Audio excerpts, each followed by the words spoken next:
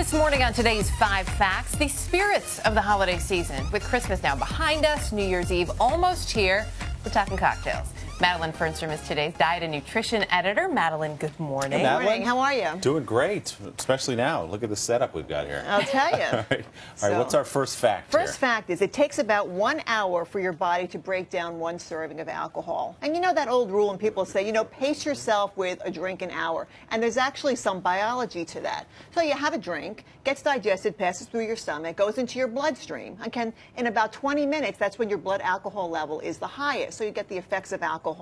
After that, makes its way to your liver where it's broken down and those byproducts are then eliminated. So that means after about an hour, your blood alcohol level is down where it started. So before your drink and after 1 hour, it's just about 0. But so that's just one drink. That's just one drink. Right. Now, if you do more than that, none of this works. And it's actually for just sort of social drinkers. And it depends upon your metabolism, your body size, your age. So this is sort of a good rule of thumb, but it is a good way to pace yourself. Keep it in mind as Is that what you do? evening. I try to, yeah. I think pacing's a good idea, don't you think? I think that's a very wise move, yes. And the serving, remember, is not the size of your drink. Okay, Right. It means something like a 12-ounce beer or a 5-ounce glass of wine, not the size of the vessel. And of course, all cocktails are not created equal when it comes to calories. That's right. And one of the best bargains, if you're trying to watch your weight or just like it, the best calorie, next fact is one of the best cocktail calorie bargains is a glass of champagne. For 5 ounces, it's about 90 calories. And it's also good because it's bubbly, and so you drink it slower. You don't tend to glug down so quickly. When you compare it to something like eggnog with a shot of bourbon around 400 calories, you know, you're doing pretty well with Thanks that. for bringing that eggnog in this morning, You've Willie. just described my last 3 days. Eggnog with a shot of bourbon in it. That's well, we can even it out with some champagne. Are you champagne drinkers? Do you like champagne or sparkling I wouldn't things? turn it down. Occasionally, yeah. So sparkling's not really your thing. Not typically. Okay. I'm not worried about the weight so much. Okay. The next fact has to do with the difference in consuming between men and women. So, yes, the health guidelines for alcohol consumption should be limited to an intake of 1 drink for women and 2 drinks for men each day.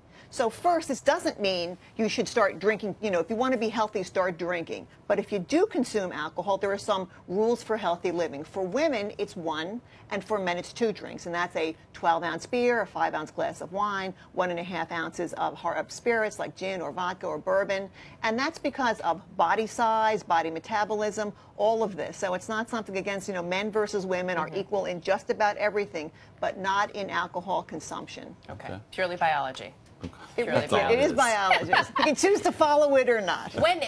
When you drink, it seems that you eat more. Yeah. Is there a direct relation there? See, biology kicks in every time when it comes to alcohol because it does stimulate your appetite. That's our 4th fact. Alcohol is sort of a triple whammy if you're trying to watch your weight. First, you have the calories from alcohol. Secondly, it does stimulate your appetite. So if you think, gosh, I feel really hungry while you're drinking or after you get home and say, I feel like I want to get something to eat.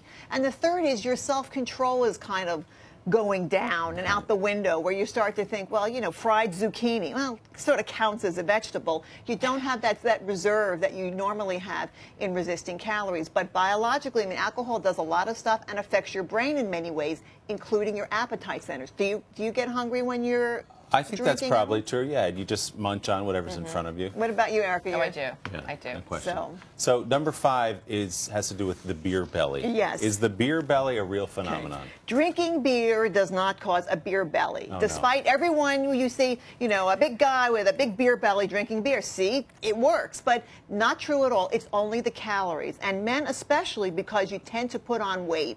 In the belly area, you go, okay, this is a beer belly, but it's not from beer. Any alcohol will do this. And so it's something that if you like beer, that's fine. If you like other things, but you're not protected from a beer belly if you drink too much. It's how the beer is stimulating your appetite, which then leads to the There it is. insulation. I see it. And there we tie it up exactly with a bow, Madeline. There you go. Perfect. Thanks, Madeline. You're welcome. Happy New Year.